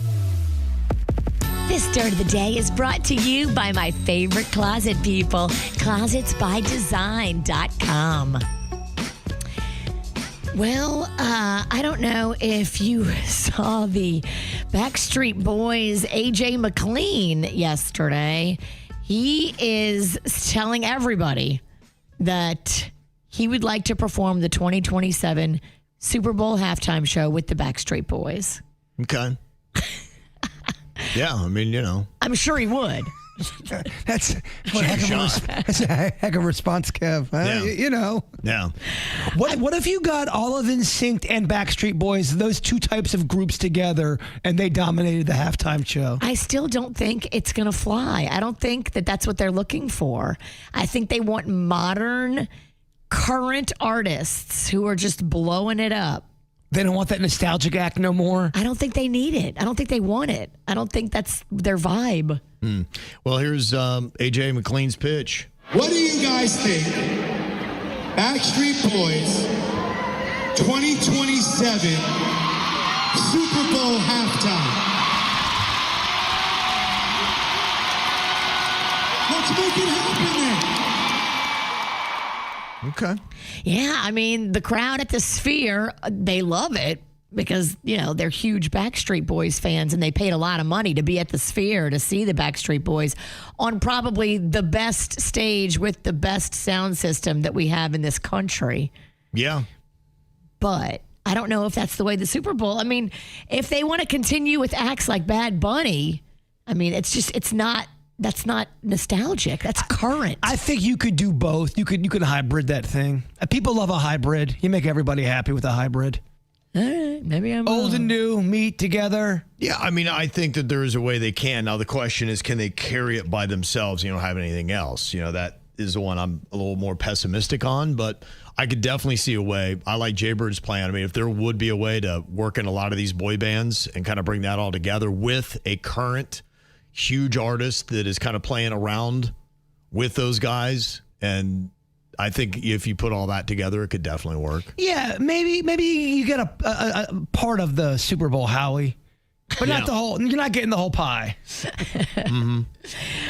Some behind the scenes drama. You know, real quick, just one quick thought. What if they got Harry Styles with his boy band, NSYNC, Backstreet?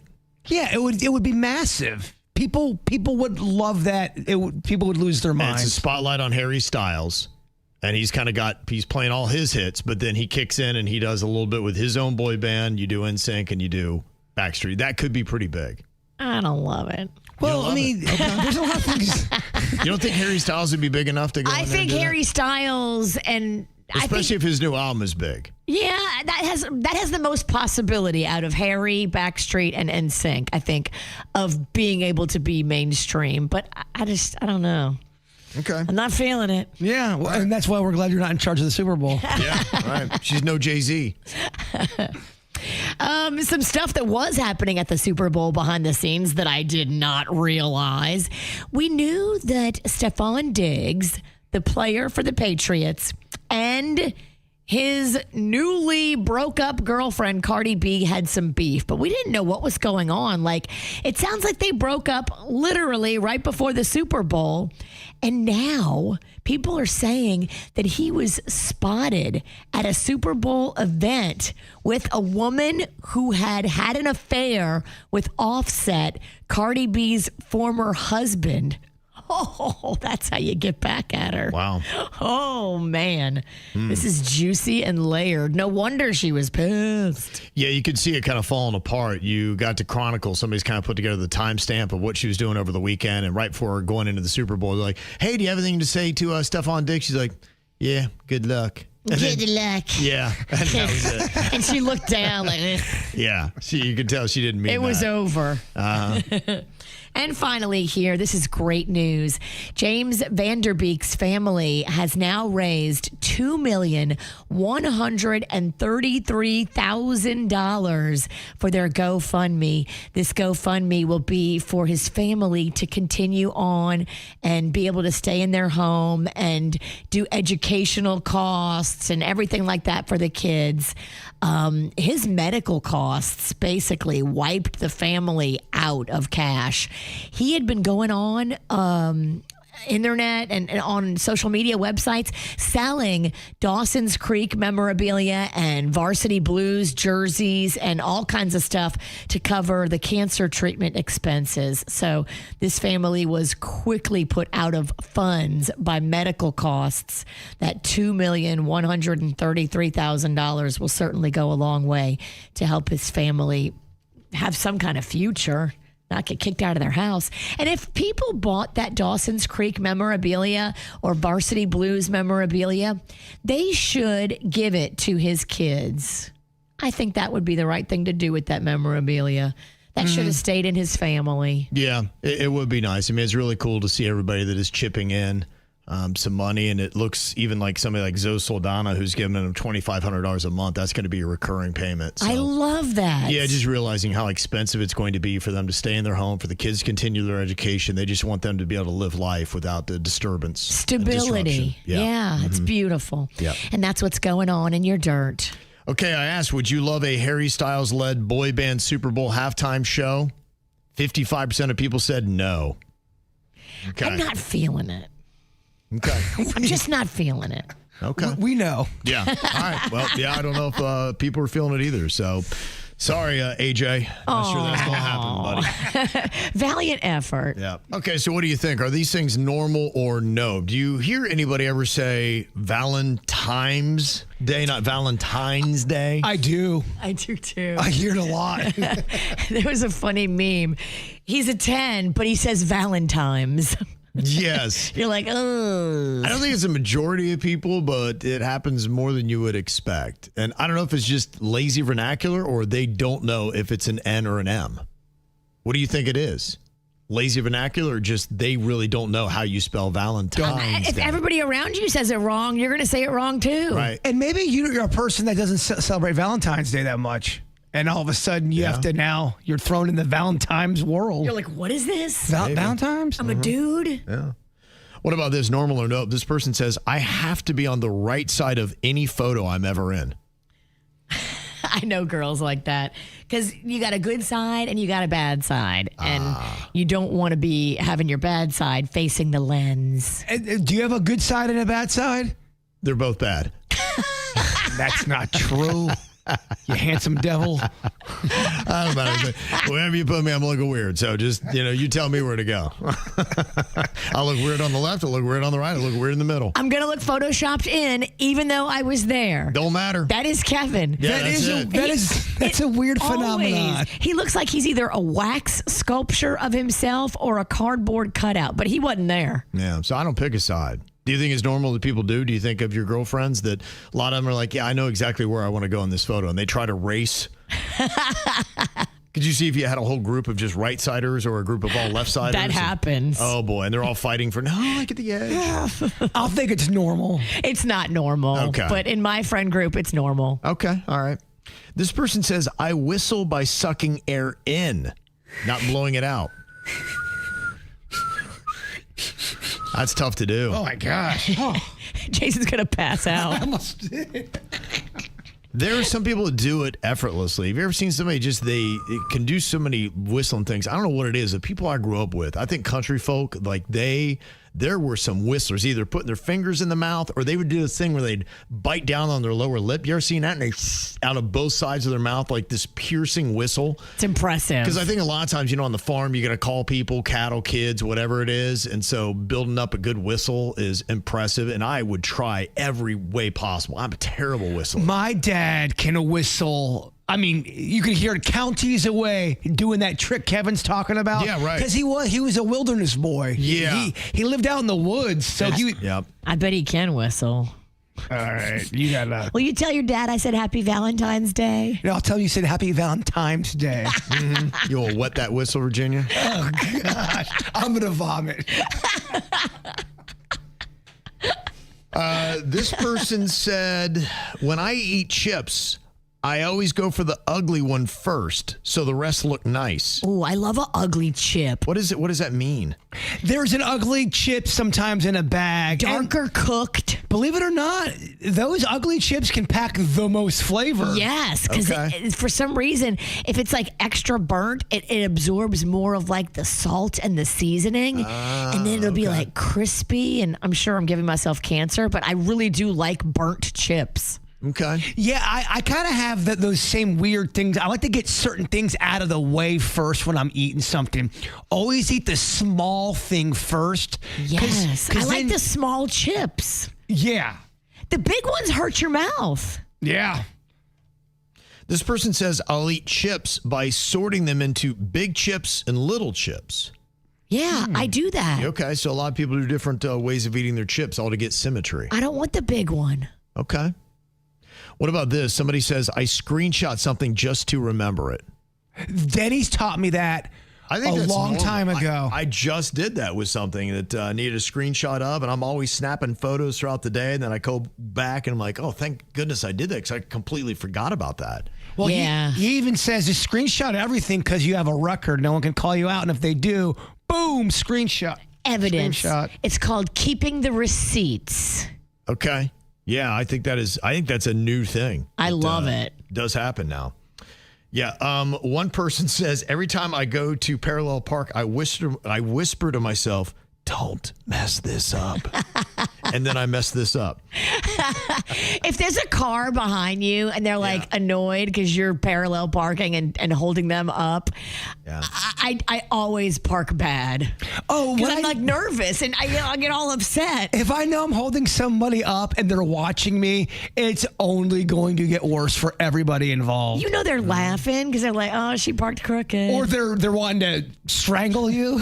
I think parallel parking is one of those things a lot of people build up in their head and they give themselves unnecessary anxiety. And they do. When you tell yourself, don't screw this up, that's the first thing you do. You immediately take that terrible angle, and now you're halfway in the middle of the road in a busy shopping plaza. Everybody's honking at you, and you're getting more intense. And then finally, you ever done that where you just freak out and you drive off? Yes. I can't do it. It becomes too big for you. And they just go home. I do know that move. I never should have bought this big of a car. I absolutely have bailed out of a situation because I'm like, I can't handle it. You get home and people are like, I thought you were going to go, yeah, I just couldn't parallel park. It's the worst of the week. We sound like dopes when we make bad jokes and commit misquotes. It's the worst of the week. It's amazing we get paid to speak, so let's start the countdown. It's the worst of the week. Okay, got to be honest, had a few flubs this week, and people keeping us honest, including Heidi that said, Kev, I heard what you did. We were talking about Mark Zuckerberg. He's the dude that is from Meta, started up Facebook, who just bought that $200 million palatial estate in Miami. Yeah. And that Indian River community, I think is Indian Creek is the name of it. Indian River is Vero. So he bought that beautiful home that is there, but I think I called him by the wrong name here, as you're going to hear in this clip. Honestly, well, I mean, you look, if you would find Elon Musk, Jeff Zuckerberg, all these dudes. Yep, I called him Jeff Zuckerberg. I get confused. The guy who used to run CNN, his name was Jeff Zucker. And I've got that name in my head, and I do a mashup every now and then. You ever had that when people have got similar first, last names? And Totally. you make a mishmash of it? Oh, every day. Mm-hmm. Yep. So you're right on that. You're right. It's all just a name soup. I mean, that's such an innocent flub on your end. Mine are always so just dramatic, it's long. There's like 3 of them in one. At the end, there's like crying and sadness. Well, there's an awkward silence. Yeah. Well, on the same story, Virginia actually had a bit of a flub in there for one of the worst of the week. I've seen his name. I don't know. Carla Khan. Does that ring a bell? I don't even know what the hell that guy does, but I've seen it. I think he's wealthy finance, something or others. He is not in James Caan. Not in my friend group. No. Carla Khan sounds like a convention, and you just invite all the Carlas. It's Carl. Oh, okay. Carla. Yeah. It almost landed. Get it? All the Carlas? We're just over here waiting for you to get done so we can make our stupid jokes. That don't make sense. And I guess we all got one in this week. Here we go. Chicken McNugget caviar, but it's a whole prize pack that includes a gift card. That sounds great. I'm not feeling that, huh? Chicken McNugget caviar? Yeah. I'd rather eat chocolate-covered garlic clove. And you did. Clove? Clove. Clove. Clove? Why am I talking like that? I don't know. There you go. Clove. We all had those moments. So I appreciate you keeping us honest here. You can always report our flubs, mail at KVJShow.com. Be on it. He's Producer Denny's, and he knows when you're high.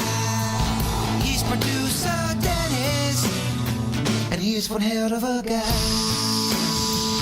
All right, time to flex that superpower right now. We're going to see if Denny's can determine if the person that we've got here on the line, Bryce from Deerfield Beach, is high today or not. What up, Bryce?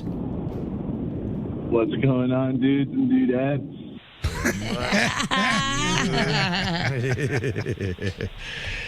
Okay, Bryce is ready to play the game here. Denny's is going to start doing his sleuth work by asking you a few questions, getting your responses, and then calculating if you're high or not. Bryce, what is your first question here for him, Denny's? All right, Bryce, which Muppet do you think you'd be easiest to blame a fart on?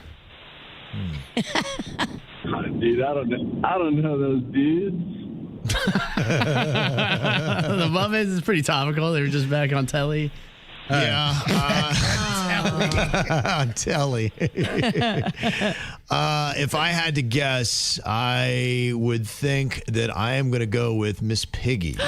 How dare you? Yeah, I know. Imagine blaming a female for a fart, Virginia. But if it happens in this studio, you know who's getting blamed first in here? We don't fart. We puff air that smells like roses. Yeah. The old love puff. Yes. Do you think hers smell like bacon?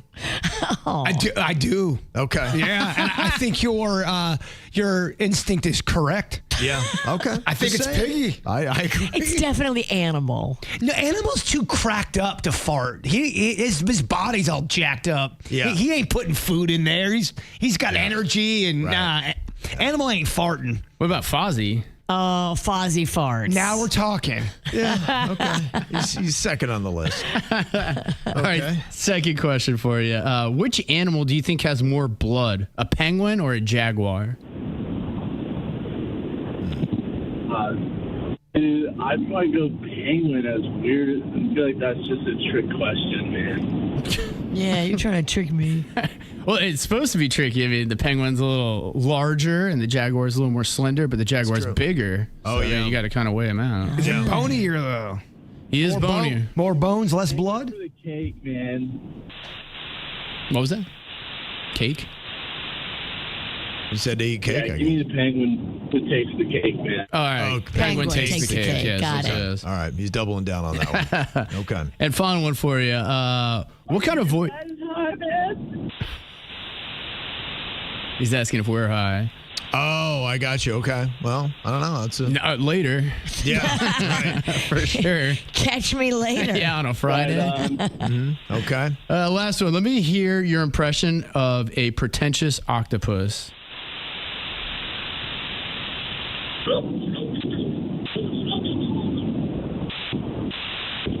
I don't know what's happening. I'm not sure either. I don't know if he's doing it. Sounds like we're being taken over by aliens. Yeah. Mm. Well, they can't talk, you know? Yeah, it's true. I can't talk, but they can make noises, I bet. No, yeah. There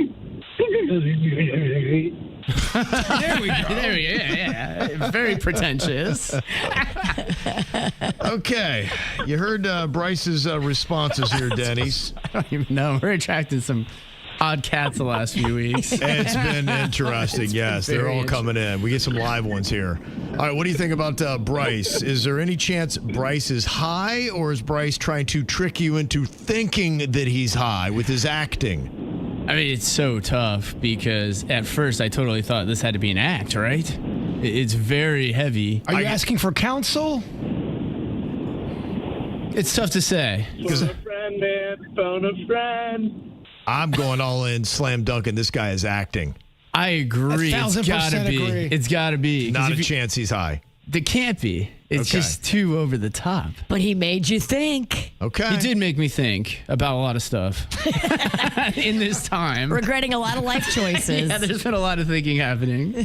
Bryce, are you high or not? Nah, dude, I'm sober as a kitty, man. It had to But my question, will you be high later?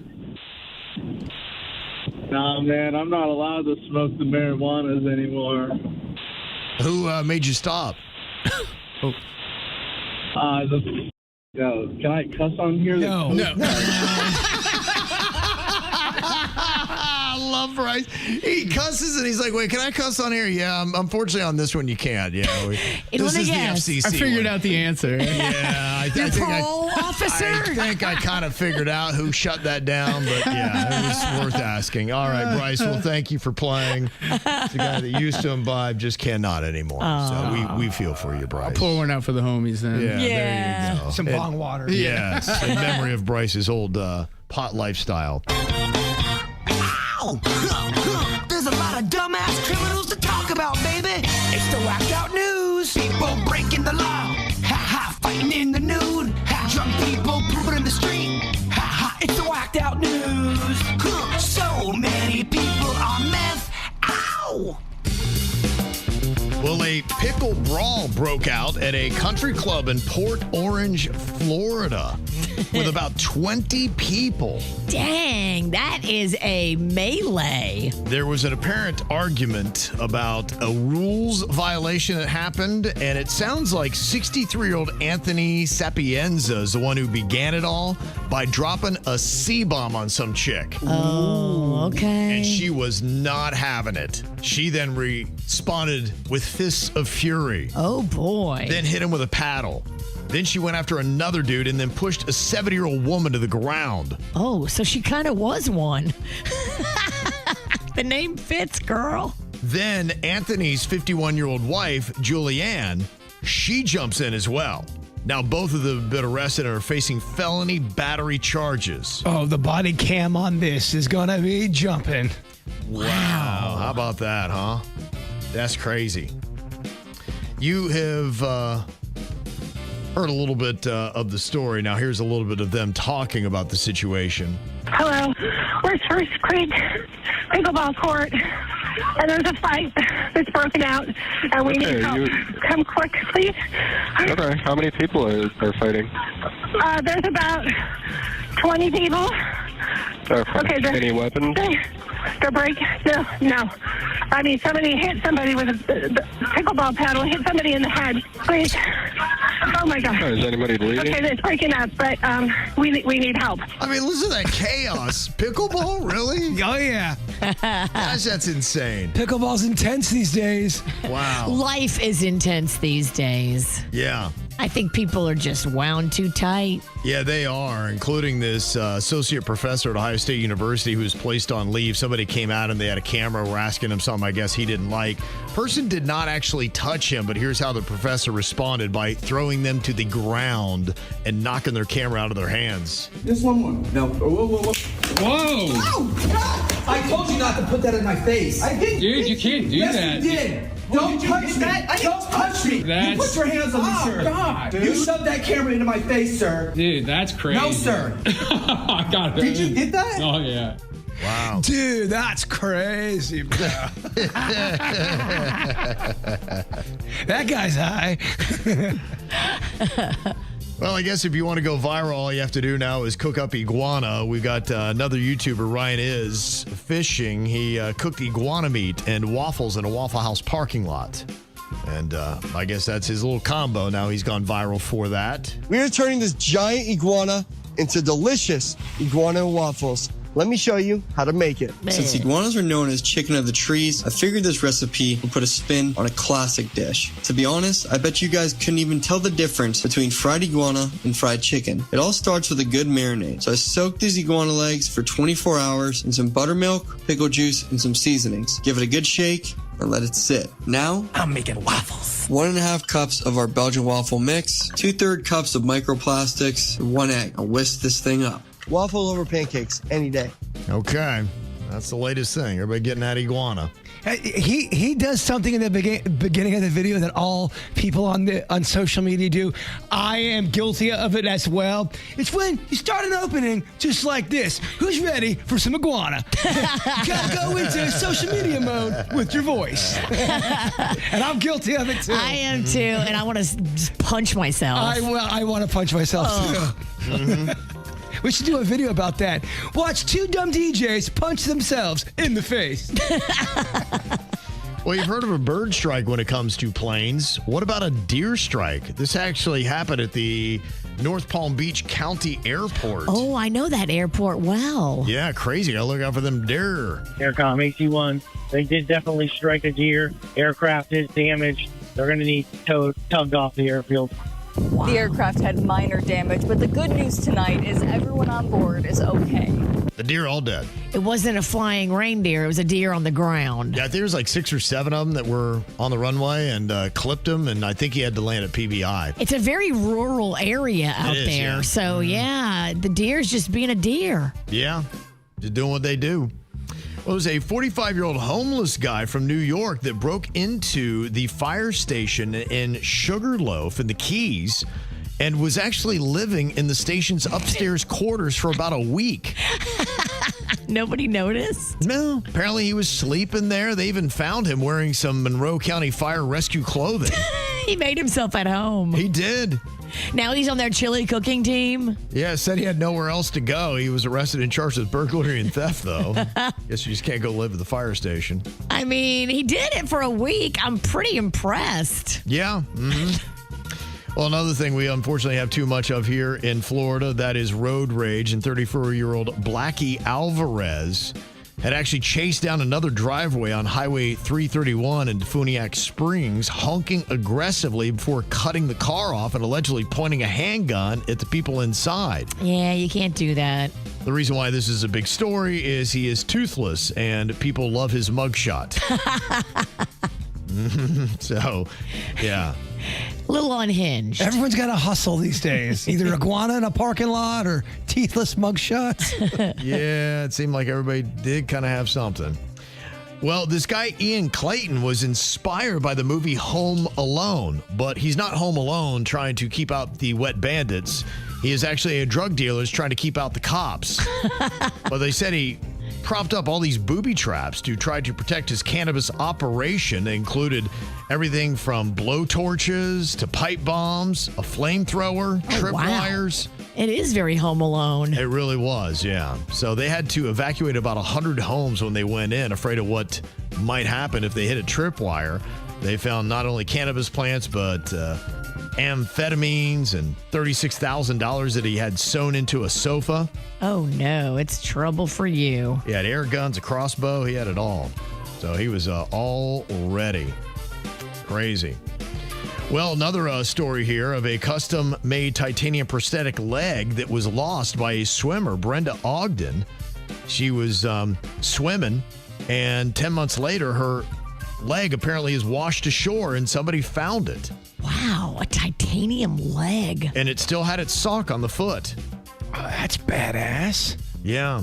Apparently, Elizabeth Forbes was out fossil hunting when she found the leg just kind of sticking out right there on the beach. And she went to social media, and because of it, the leg was returned. Oh, that's a sweet story. I'm sure that thing was expensive. $2,700. Dang. $2,700. I thought it'd be more. Yeah, me too. Titanium. Yeah. I don't know. I have not been pricing out prosthetic limbs recently, but yeah, that's what they said, $2,700. And boy, that Robert F. Kennedy Jr., he's quite an interesting dude. He just went on Theo Vaughn's podcast and was talking about how back in the day he used to do blow off of toilet seats. I said this when we came in, and I said, I don't care what happens. I'm going to a meeting every day. Yeah. And I said, I'm not scared of a germ. I used to snort cocaine off of toilet seats. And I know this disease will kill me. Right. Like if I don't treat it, which means going to meetings every day, it's just bad for my life. So for me, it was survival. So why didn't you take COVID seriously? Because I did blow off toilet seats in the 80s. Dude, that sounds like a behind the music for a hard rock band. Yes. We used to do blow off toilet seats, man. Yeah. He's good. What's this COVID going to do? What are you thinking about? What are you thinking about? What's on your mind? Are you thinking about? What are you thinking about? Florida got one right. I'm very happy. I didn't used to be happy with our state bird. Do you remember what the state bird was? And why I had an issue with it? Bird, you would know, right? It was the crane. The crane. No, that is incorrect. It was not the crane. The bird. Was it the blue heron? It's a good guess. No, wasn't even the blue heron. You'd think that could work as well. Yeah. Bird. Was it an owl? No. It wasn't the owl, which, yeah, you got the FAU fighting owls. You think maybe that'd be it. It was the mockingbird, which is one of the nastiest birds out there. That bird's attacked you. Yeah, and that's why I had a real problem with the state bird. It's like, you named some great birds, cranes, ibis, all those ones. Yeah, they would have worked a lot better. And they finally had a vote, and the mockingbird only got one vote. 112 people voted for the American flamingo is the new state bird. I was like, hello. I mean, Florida Lottery, you got the flamingo right there. It just seems to work. I remember the Miami Vice open when I was a kid in Ohio watching that, and they had a flamingo in the open. I was like, Miami, flamingos, Florida, flamingos, that just works. I mean, mockingbird, what a terrible choice that was. I have a dumb question. Does every state get their own bird, or does every state get their own animal? I think most states have their own bird. Okay. Yeah. We don't have but each state doesn't have its own mascot. Like Florida's their animal's the gator. Nothing like that. I mean, they may go further than that. I think each state can choose what they want to do. I don't know for each state, but yeah, most states have a bird. Is a thing. Okay, I will stop asking. Because Louisiana is the pelican. Okay. The pelican state. And you feel like that works for them? It does. Yeah. Tell me, what do you think is better, mockingbird or flamingo? Flamingo. It's all day. Right, all day. That's why the vote was 112-1 in the Florida House. Who was that one? Who was they had to be annoying. They had to be just like a mockingbird. Of Nasty, course. snippy. The flamingo is so much better. Yes, absolutely. So it's nice to see Florida got one right. So nice work. They actually did something decent in Tallahassee for a change. What you got on your mind today, Jay Bird? Well, to keep to the animal theme, I was watching this video, and maybe you'll know because you really grew up in that hunting community. I didn't know about this law, and it's a law, I guess. If the police or whoever's in charge of the law puts out a fake deer, like a decoy, and you drive by and you flash a light on it during nighttime, you can get a ticket, and it's illegal to do that. Did you ever hear of anything like that? No, no. I've never heard of fake deer. I've never heard of the light shining rule. Why would they put out a fake deer? to get hunters who are not supposed to be shooting deer at nighttime. It's called night spotting, I believe. Okay. Or light spotting. Okay. It's a world I didn't understand it at first, but I'm watching this guy and he sees this decoy of a deer and he stops to show his girlfriend, say, hey, look, there's a decoy deer and there's police hiding in the woods seeing all this go down. They really don't have anything better to do? That's what it was. They liked his truck. They were kind of corrupt cops, and they liked his truck, and they go, you know what? Let's go ahead and get them papers of that brand new truck. I don't care if he flashed a light on this deer or not. We're pulling him over, and it's all on body cam. And the guy thought he muted himself, and he didn't. Oh, boy. But I just didn't know that world, and I didn't know there were all these laws. Any idea what state that was in? Gosh, I will give you that answer on Monday. Okay. It was not Florida, Yeah. and I think every state is going to be different. Right. But it shows you there's all these laws and weird things that you have no idea about if you're not in that world. Yeah, I don't think they did that in my state, at least not when I was there. I've never heard anything like that. I mean, I've never gone deer hunting in my life. A lot of my friends did, but I'd never heard anything about decoy deer. But the guy was also a hunter. He would kill coyote because coyote was killing the deer. So he's able to have a gun, but he's only able to hunt coyote, but he can't hunt deer. And I thought that might be kind of confusing. And how would you enforce that? Yeah, it feels very selective. Does it not? Yeah. I can go out and there was a bunch of things with it. You have to shine a light, have a gun in your car. Okay.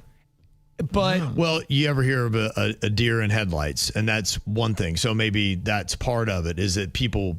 I always knew that was a party foul, and there were some people. I do remember. In fact, I remember some country boys got into a fight over it, where they were laughing about how they shine lights in the deer's eyes and they freeze, and then they'd shoot them, and somebody that's cheating, and they got into a big old fight. And I'm like, going, this is the biggest farm boy fight I've ever seen in my entire life. It is cheating. Fighting over, cheating on hunting deer, and they took it very seriously. So that makes sense then, because that might be what the light shining is about. Yeah, deers will freeze if you have the light. They just kind of, you ever hear the deer in headlights, and they freeze, and that is a deer thing.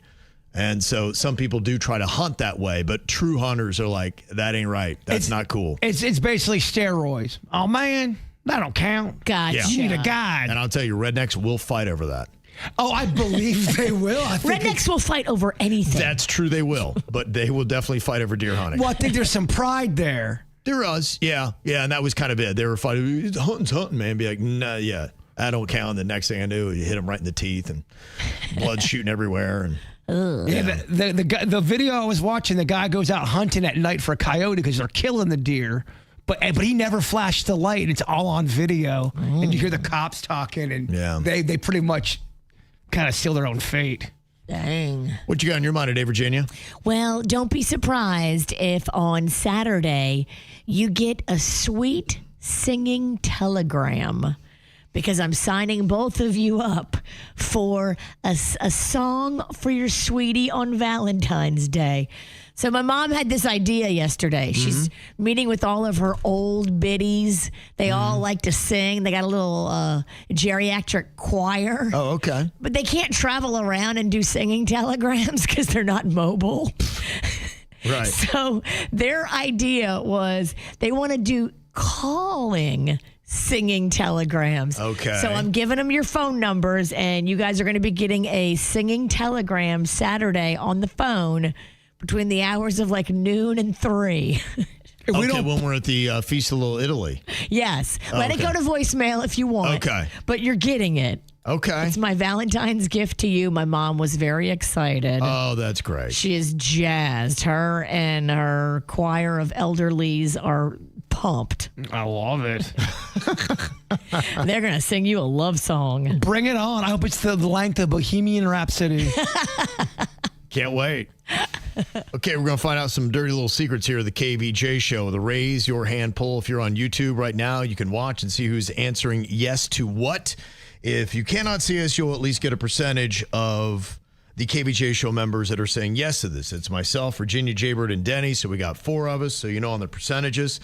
First thing I got to know is, have you ever opened the fridge and then just froze in deep thought, staring blankly into it? Okay. All right, we got 3 out of 4 people, 75% on that one. Okay. That's something a majority of us do. Have you ever taken a selfie then pretended you were texting when somebody walked by? Okay, that is half of us have done that, 50%. Have you taken office supplies from work on a regular basis? I don't think we have any. Yeah. Dude, I buy the pens and staples. Yeah. Look, if work started, getting them, I would steal them. Okay. Yeah, I think we all self-fund. Yeah. Nobody's doing that. Anybody ever called somebody buddy or pal because you forgot their name? Yeah. Okay. Or dude or bro. Yeah. Homie. Sport. Love. 100% on that. Okay. Oh, gosh. I hate when you don't know their name and you unconfidently say it. You're like, oh, hey there. How's it going? You say it wrong. Oh, gosh. And then they correct you, and there's other people listening. I think saying it wrong is better than what Denny's is talking about, where you go, hey, there's... Yeah. You trail off. So What's even worse than that is, for some reason, I think I know someone's name and I want to flex and use it as much as possible, but every time I do, it's wrong, and I don't realize until they email me later. It happened last week, and I'm like, gosh, I'm a moron. Oh. I'm like, I remember this guy, and I started calling the name, and then I realized it's wrong name. Wrong guy. Wrong guy. That happens to me so often. Yeah. I just mix faces up. I don't know what's going on. Like, I'll call somebody else's name. Yeah. And they'll be like, that's not my name. Denny's lived in one unit. I lived in the other unit. And then we had a neighbor. And me and Denny's called him Mike the entire time for about 8 months. And then he finally goes, all right, guys.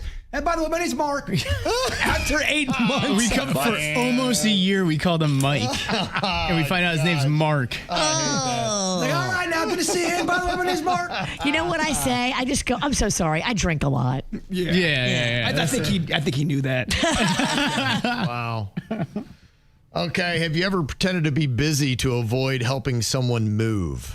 Does that ever happen? Raise your hand if you've done that. You mean help them move out of their house to a new house? They want to move. And they're like, hey, man, I need to move this weekend. You busy? Will you help me? Like, oh, man, I got to, my grandma has to get a bunion removed, and I got to drive her. It's on her foot. I think it's a dude thing. Nobody asked me to move because I'm not lifting anything. They just ask you to move out. Yeah, okay. That's it. Yeah, you got to go. Okay, nobody's done that.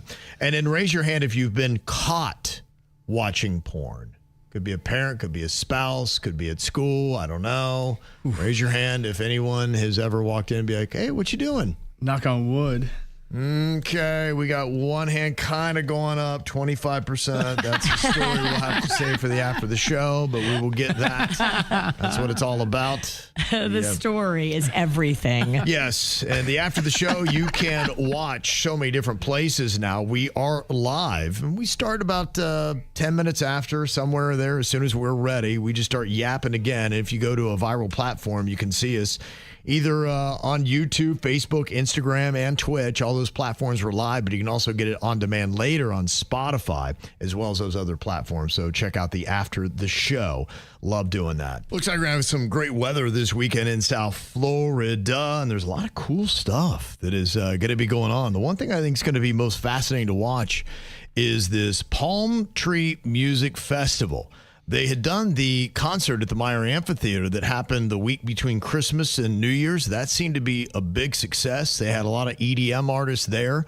And this one is going to have some EDM artists. The Palm Tree Music Festival has Sophie Tucker, who had a song, and I think they're also tied into that Mary Lou's little nightclub somehow. Okay. They got a lot of big names on that. Kygo, another EDM artist. And then I think you guys probably know Calvin Harris. I mean, he's got a lot of bangers. The tickets were not cheap. General admission, $169. VIP went for $349, and they sold out all 12,000 tickets. Good for them. Yeah. Well, there you go. That shows you the demand right there. Yep, you sold out, man. It's a tight spot. If you're in Miami and you don't know the West Palm Beach waterfront, I would say it's maybe half the size of Bayfront Park, which is, where they've done some of those EDM shows. So it'll be interesting to see. I mean, it's going to be full. So I don't know. I could see it outgrowing that space pretty quick. I can see it outgrowing that space. Yeah. So I don't know if they're trying to go to ultra size or what. But with that, you got some other great music going to be happening in South Florida this weekend, other than the Palm Tree Music Festival on Saturday night. Rascal Flatts going to be with pretty big country stars, Lauren Elena and Chris Lane. It's pretty good billing at Hard Rock Live on Saturday night. Teddy Riley, who was in the group Blackstreet, they did No Diggity Also with Rex in Effect. Do you remember their song? It was big. Did Blackstreet do a song called Before I Let You Go? Can I give you... I don't know. Can I give you a kiss? Good night. Remember that song? I don't know if Before I do. I let you go, before I let you go. All right. That sounds like a B-side. Denny's, please edit that out. It went nowhere. Do you remember the Rex in Effect song? Sing it. It was Rump Shaker. Oh, I love that song. Yes. That was a great song, yeah. Everybody knows Rump Shaker. And then Shy. They're also going to be at the Miramar Cultural Center on Saturday. So that'd be fun to check out. You've also got this weekend the Bacon and Bourbon Fest at the Wellington Amphitheater. That's going off Saturday and Sunday. Little Greek Food and Wine Festival at the St. Catherine Greek Orthodox Church in West Palm Beach. That's Saturday through Monday. Some art festivals with Artie Graw and the Coconut Grove Arts Festival are also going to be going on this weekend. Green Market on the West Palm Beach waterfront. Kicking off the Delray Beach Open as well. Now, that's going to run through the week. They've got some cool events. I'm going to one on Wednesday night that I'm very excited about. And then they'll be wrapping up next weekend, but it gets going this weekend. You've also got the Great Mr. Swindle's Traveling Peculiarium at Boca Raton's Meisner Park.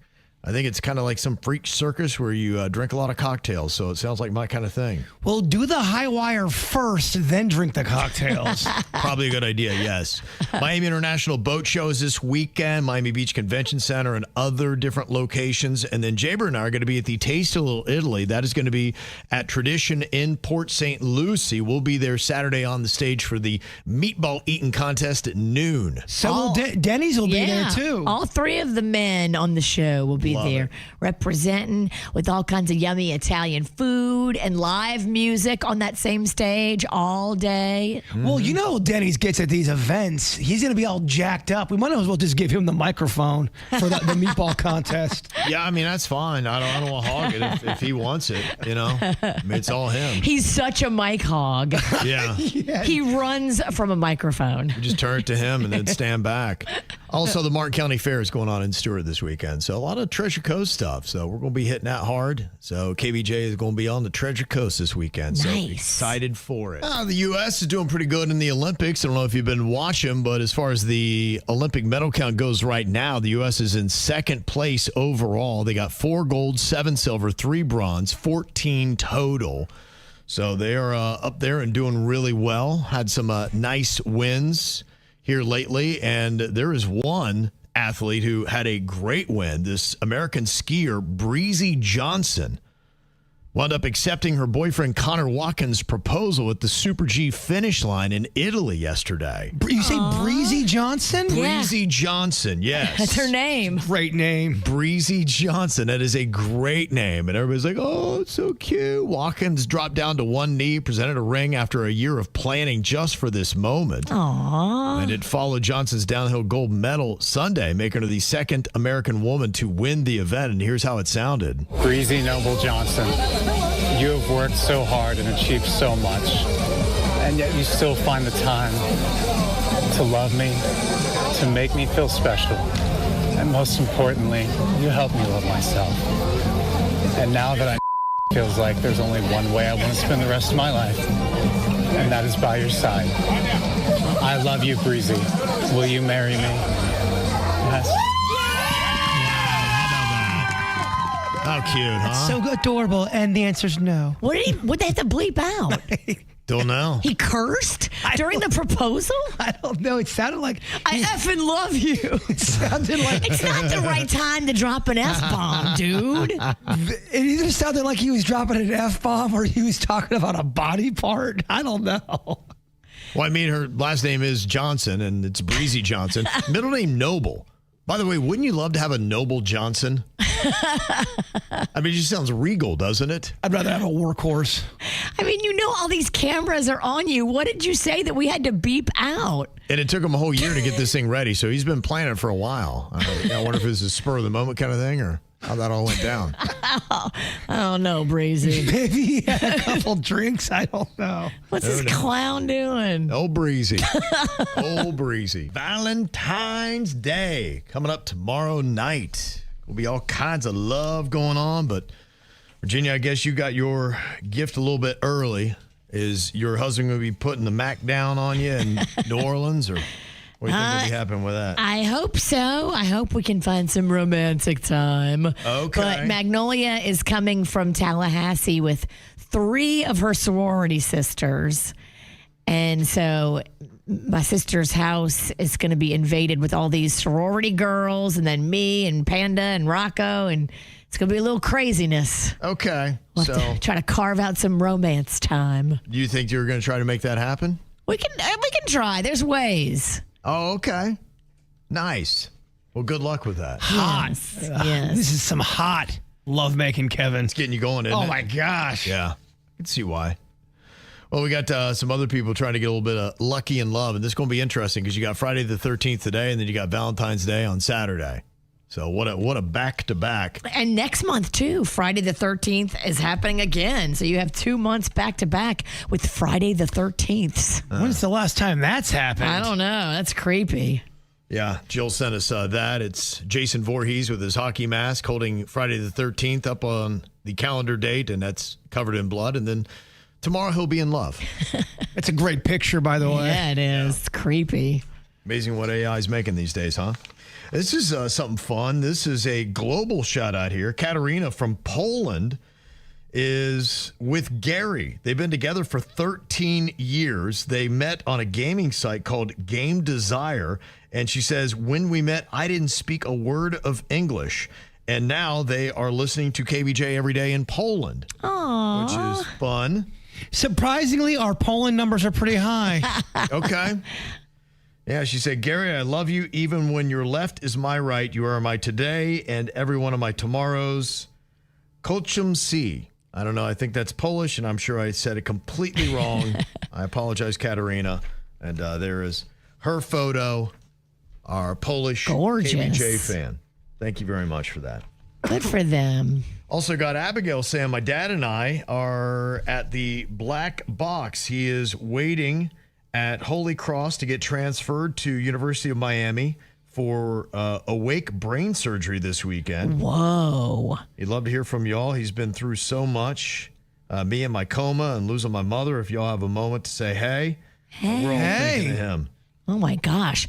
Yeah, a lot of times I think when they do your brain surgery, you're awake because you have to tell them, like, oh, are you cool? Yeah, they want to make sure everything's going well. And there's their photo. They went to the After the Show Live that we had last June. Well, wishing you the best. Box. Yeah, dude. Keep us posted on that awake brain surgery. We'll be praying for you.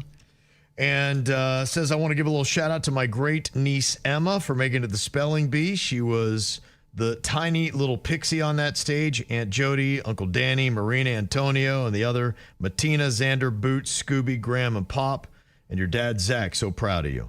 Oh, very cute. Mm-hmm. There you go. So some fun stuff that they are doing there for the old Valentine's Day and your little feel-good Fridays. If you got anything else, you can hit us up, mail@kvjshow.com. Got Laura from Wellington. She said, mine is winning the beaches trip from you guys. I cannot wait to go. She chose the Turks and Caicos. Oh, congratulations. Which, yeah, I don't think that's a bad call. Somebody else said I was able to pay my mortgage without having to put myself on OnlyFans. This month. Yes. That is very nice. So congratulations on that. Anytime you can make your money and not have to go to OnlyFans, you're doing something. And somebody said, I finally got some good health test results back. Been a really rough couple of months.